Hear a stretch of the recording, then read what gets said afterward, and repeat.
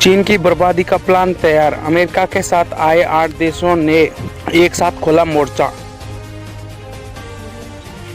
भारत की दुनिया में बढ़ रही ताकत के आगे अब बीजिंग भी झुकने पर मजबूर है। इस बात को अगर इस तरह से कहें कि चीन को दुनिया में अगर किसी से डर है तो वो भारत है। इसलिए नहीं कि भारत का बाजार चीन को मजबूत कर रहा है, बल्कि इसलिए कि भारत विश्व की धुरी बनता जा रहा है। अभी हाल में चीन के खिलाफ 8 देशों ने चीन के खिलाफ एयरलाइंस बनाया है। इन 8 देशों में अमेरिका के अलावा Germany, Britain, Japan, Australia, Canada, Switzerland और नॉर्वे और यूरोपियन संसद के सदस्य शामिल हैं।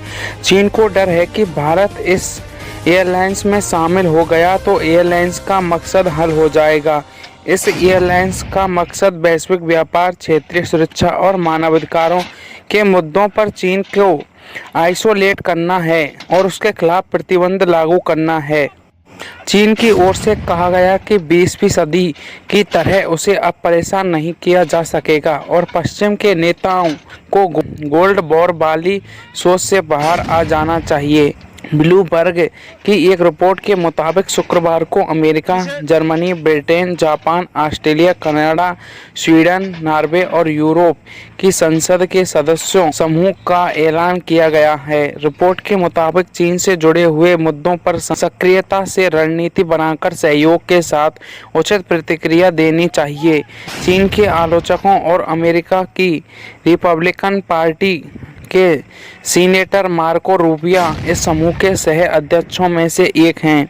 रूबियो ने कहा कि एयरलाइंस का यह भी कहना है कि चीन के खिलाफ खड़े होने वाले देशों को अक्सर ऐसा अकेले करना पड़ता है और बड़ी कीमत भी चुकानी पड़ती है। कोरोना वायरस के फैलने के बाद से चीन और अमेरिका के बीच संबंधों में तनाव बढ़ता जा रहा है, जिसका असर दोनों के ट्रेड और ट्रैवल संबंधों पर भी दिखने लगा है।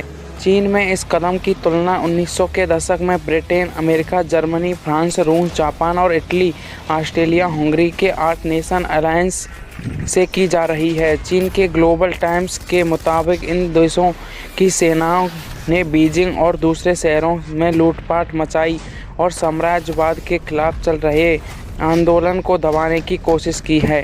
पेइचिंग में चाइन फॉरेन अफेयर्स यूनिवर्सिटी के एक्सपर्ट ली हाइडोंग का कहना है कि चीन अब 1900 के दशक की तरह नहीं रहा और वह अपने हितों को कुचलने नहीं देगा। ली का कहना है कि अमेरिका दूसरों देशों के प्रशासन तंत्रों को अपने साथ चीन विरोधी सोच में शामिल करना चाहता है और पश्चिम में चीन के खिलाफ माहौल बनाना चाहता है ताकि अमेरिका को फायदा हो।